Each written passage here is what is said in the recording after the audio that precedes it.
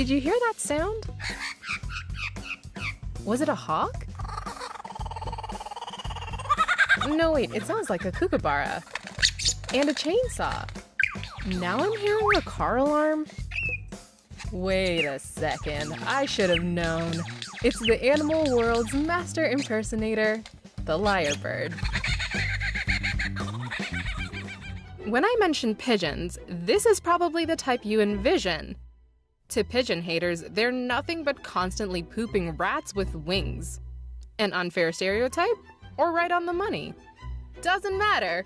This episode has nothing to do with those pigeons. Today, we're talking about this colorful, iridescent, downright gorgeous tropical bird. One of the most handsome creatures on Earth. This is the Nicobar pigeon.